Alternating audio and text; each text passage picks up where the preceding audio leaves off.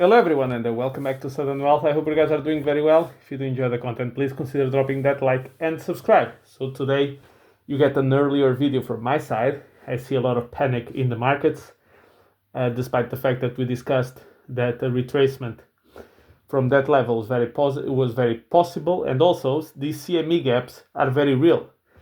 I mean, we've talked about this many times before, but apparently people still get surprised. So I thought, maybe it's a good idea to have a video in the beginning of the day rather than at the end of the day. I may consider do a second video today or one tomorrow. We'll see how it goes. But I also wanted to share something with you. I think it's quite interesting, and it shouldn't be used to be traded or anything like that. It's just really my opinion. So obviously we all know what happened last Friday in the Oval Office between the US and Ukraine. And then Zelensky went straight to the UK, got a 5 billion loan, and basically there was an urgent summit over there with the European nations, etc. And we were all at the side of him. We're all here to support him. We're all here to blah, blah, blah, all of this, right? You see, this is a perfect example of what I was referring to being careful, believing many of these leaders. Because they just had an urgent summit on Saturday and Sunday. And by Monday, France and the UK were at complete opposite places when it came to a ceasefire proposal. So the alignment, this is how Europe is, unfortunately. The alignment lasted less than 24 hours. And then you have the UK Prime Minister saying that without the US, this is not going to work. And I am very suspect. I suspect a lot that Putin will not even sit down unless the US is in the negotiation table. You see, Europe is now ramping up defense spending, which is, by the way, what Trump asked for many, many years. And the people are getting a misconception about something. Just because you ramp up the spending today doesn't mean that you have what you need tomorrow. These things have been so, like the support from Europe has been so poor that many of the weaponry that has been given to Ukraine is old US selling to. So basically, the US sold it to Europe years ago, and now Europe is giving that to Ukraine to a large degree, which means even in that situation, the help comes invariably from the US. Now, this has been something that a lot of people have argued, that as long as Europe lives under the shadow of protection of the US, unfortunately, without the US, it's very hard to do anything at all. And I mean, I'm not, once again, this is not about, is this fair? Is this unfair? Is this just? Is he the good guy? Is he the bad? That's irrelevant here. It's all about, this is the setup. This is the reality. We need to live within reality. We cannot live in Fantasy Island. We cannot live in Peter Pan land. We need to live on planet Earth in March of 2025. That's it. That's what you have to live. So we're not trying to make judgments here or value judgments. It's just the reality of where we stand today. So once again,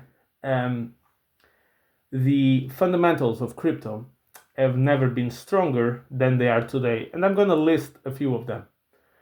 However, nobody's paying attention because the price is coming down. But why is the pricing coming down? Price is coming down mostly due to macro environment, much less to do with the fundamentals of crypto itself. To the point where I've seen a lot of channels and people on YouTube, on Twitter, etc., talking about a bear market. And I even saw, I think it was Peter Schiff, but I also saw other people trying to say, oh, we're already in the bear market, right? Because Bitcoin is down more than 20%, so that technically that's a bear market. By that logic, 2017 had 5 bear markets. See how ridiculous it becomes? By that logic, 2021 had 4 or 5 bear markets as well. 2013 had also 4 or 5 bear markets. No, we all know what a bear market is when Bitcoin drops 85, 77%, this kind of stuff. altcoins get completely destroyed, 90+%, and we have nothing but red candles for months on end. That's usually how the bear market is. We are at the low point of the cycle. We're basically resetting all the sentiment, and I still say the following. We are experiencing now the same fear that we had during the Japanese stock market debacle back in August 5. You remember when I came here and I said this is the bottom? And everybody was predicting Bitcoin 30K and all this kind of nonsense. And I came here, this is the bottom. We are back to those levels with a big difference. Instead of Bitcoin being 48K, Bitcoin is 84, 85K. So we have the same sentiment with price almost double. I will go to Ethereum a little bit later because something happened very positive to Ethereum as well that people took the other way around, which is the hackers that stole $1.5 billion are done. They've sold everything they had. They have nothing left to sell. Now, why is this obviously short-term bearish, but ends up being bullish? Ends up being bullish because they could have sold at much higher prices, creating a lot more damage than what they did and making much more money. So bad actors getting much more money than what they got. Number two, if it would have stayed in Bybit exchange, most likely people would be selling the crap out of it as soon as Ethereum would reach $6,000 to $7,000. So this is one of the fundamentals. The hackers of Ethereum are done, finished. They've done everything they wanted. They've sold it all, they have nothing left. Okay, what else? The president is buying Bitcoin and Ethereum and a few other coins. The US president has announced the idea of creating a strategic reserve. Now, I get it. Some people like the coins, some people don't like the coins. My point is, take it. You could have gotten much worse. You could have gotten a president that said, we are banning crypto. And any crypto activity is banned, and if you engage in it, you're going to take 25 years in prison. See, we could have gotten something like this. We've gotten a president that wants to have a strategic reserve. Fine by me. Oh, they have XRP, which I don't like. Sure. They have Cardano, which I'm completely indifferent. I don't like it or dislike it. It's irrelevant to me. Fine. But it's gonna have Bitcoin and Ethereum. Okay, that part I want. I like. I'm fine with it. There are very strong rumors now that China is about to unban crypto and do also strategic reserve on their end. Russia, the same. There's a very strong rumor as well that this Friday it will be announced that no more capital gains tax on crypto in the US. Now this would be now this depends on how it's written. So in my view, in my point of view, you should never pay capital gains tax. Period. The reason is very simple. I work, I get paid. I pay tax. If I invest my net profit, let's say my net after tax salary, if I invest it and I make money, I cannot be taxed. It's the same income that came from my job. I just put it somewhere else and I'm being taxed because I make money over there. And then if I die and I want to give it to my kids, I also pay tax. But then I pay tax because I have too much wealth, so I need to pay wealth tax on the wealth that I already paid tax before. So you end up paying 5 and 6 times tax over the same income, which to me, it's disgusting. It's ridiculous. Don't look for ways to tax me 5 times on the same money. Find ways to spend less money as a government. That's my point of view. But if you have capital gains tax, at least in crypto, in my view, if you want to have capital gains in your assets, you shouldn't have it every time you swap a token. So let's say I buy Bitcoin, Bitcoin goes up, I swap it to Ethereum, Ethereum goes up, I swap it to Solana, Solana goes up, blah, blah, blah. If I have to pay tax, I should pay tax when I convert it to fiat, to dollar, euro, yen, Swiss franc, whatever, or if I use it to buy something directly. If you want to do capital gains tax, which I'm completely against it, but not just for crypto, for stocks as well, and real estate, for everything. then I would do it like that. Not when you swap. I mean, if I swap Pepe for Andy, I mean, why should I be paying tax on that? Makes no sense, in my view. It's extremely difficult to track all the transactions. It's very easy for you to make a mistake and get screwed. I mean, to me, it's just stupid. But okay, but these three are rumors. If they happen, look, if these three things happen, Russia, China, US, if all these three happen, if I would go back in time, 2 years, and you told me that all these things would happen, I would probably tell you to stop smoking that thing. It was not good for you. If that is happening right now. Now, what have I mentioned also before? The market is actually de-risking. I say de-risking, but I thought risk was going high, right? Because the stock market is going down. Is it a stock market crash and all of this kind of stuff? You're not paying attention. Bonds are going up. The dollar is coming down. That relationship is more important than any other assets, because I've told you before, the bond market is the big boy market. The bond market is bigger than the stock market, the crypto market, the commodities market, all put together and more. So there's no way where the bond market's gonna be super unstable and stocks will be flying high. That doesn't work.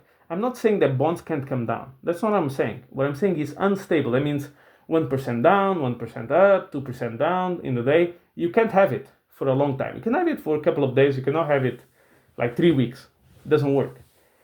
So the conditions for liquidity are improving way faster than what I thought, and in the direction that all of us want, which is lower dollar and higher bonds. And I've said this before. There's strong support for the dollar at 105, but between 100 and 105, there's very little there. There's very little there. A lot of air in the middle. So that thing can come down actually quite faster than people think.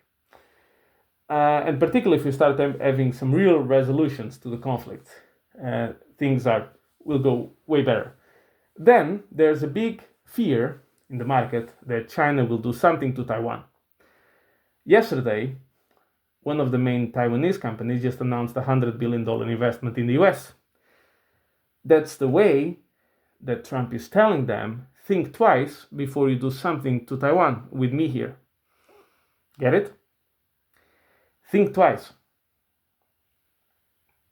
Because he will not tolerate, if there's American interest in this, he will not tolerate any kind of issues around that. And also, we've addressed this before, China needs to stimulate like there's no tomorrow.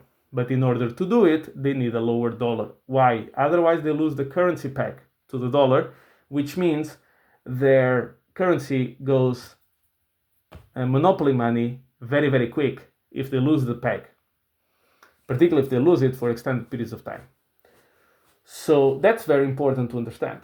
So I don't think it's Trump, I think it's his team. They're using the dollar as a bargaining chip. And then, yes, you have these tariffs here and there. You also had tariffs in 2017. It's the same story. Most likely, he will do it for a while to keep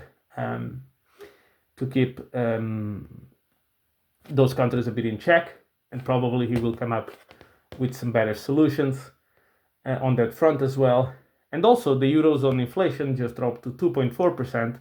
And it's very clear, or it's very likely, that the ECB is about to cut rates once again. So the liquidity increase around the globe keeps on increasing. So all of these are positive fundamentals. We've seemed to have bottomed in Bitcoin at around 78. And now, as I've said before, even with the good news from the Bitcoin reserve, we're not going to go straight to 100 and 110K. Like people say, oh, we're going to go straight to a new all-time high. Yeah, man, I don't think so. You see, there was a lot of technical damage done to the charts with this retracement.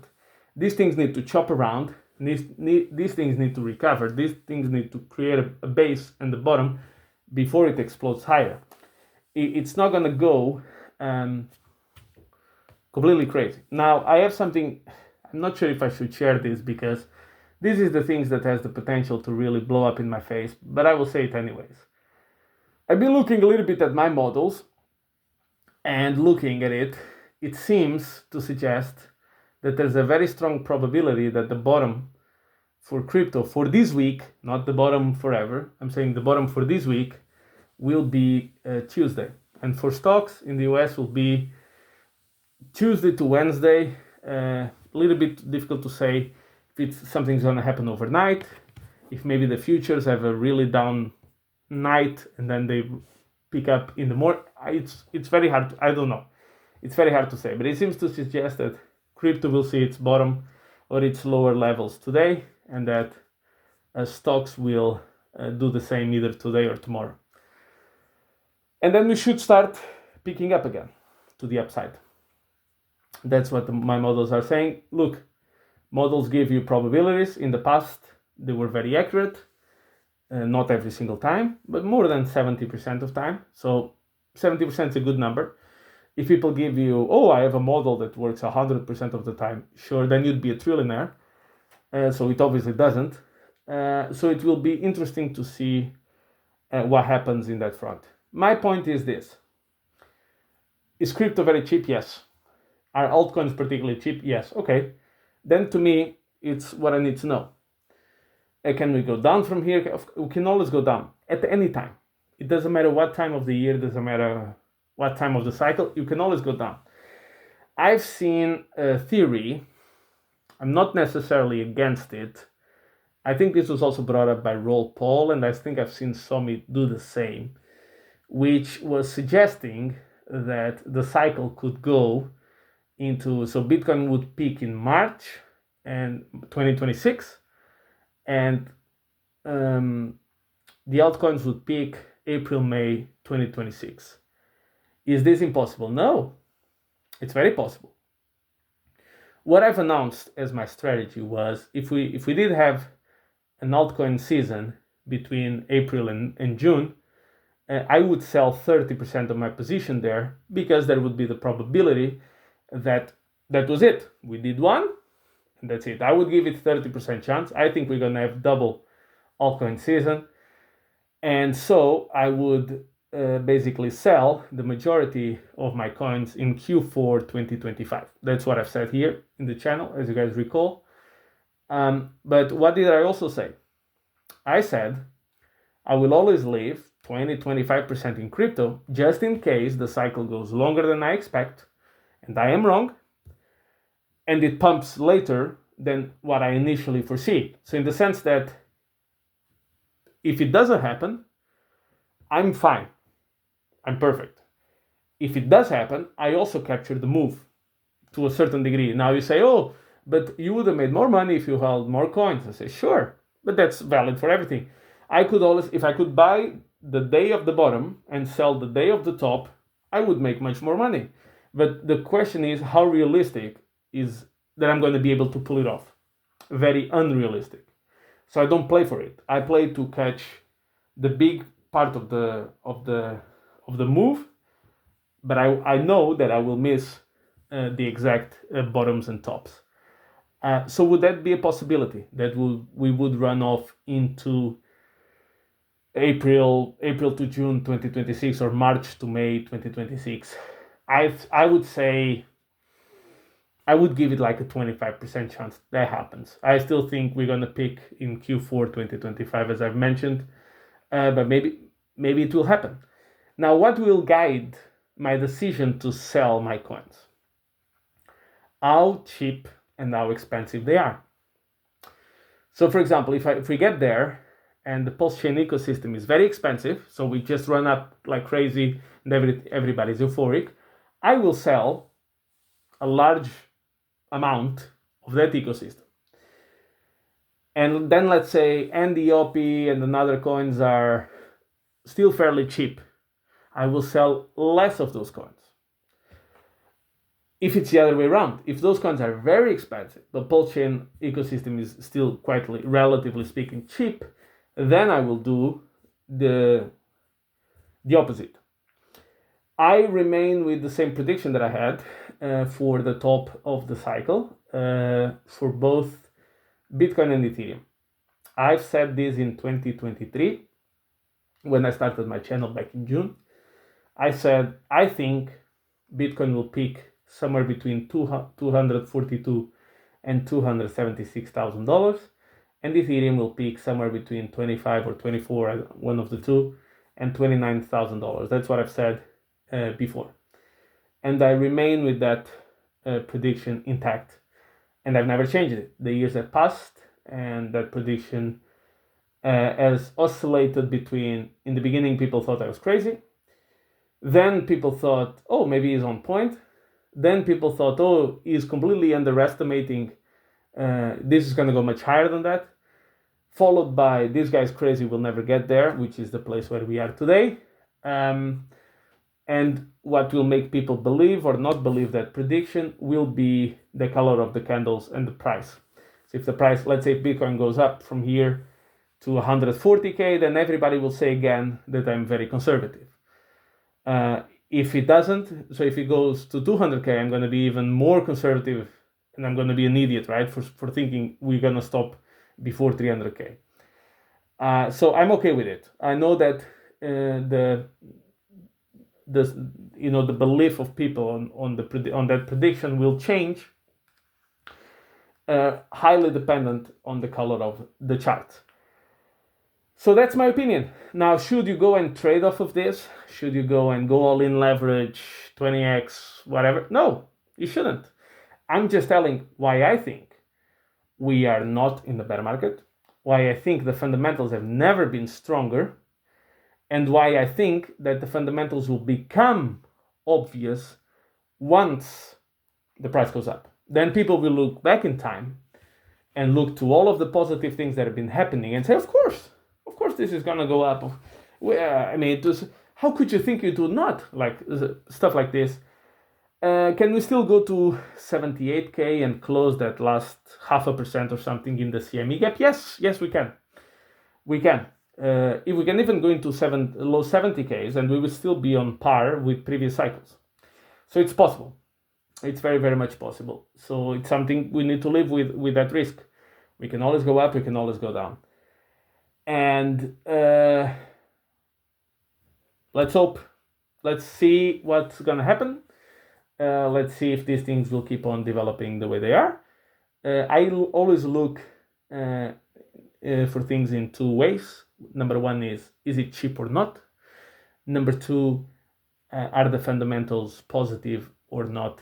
And is there a mismatch between fundamentals and price? Because I know fundamentals always precede price, and price precedes narrative.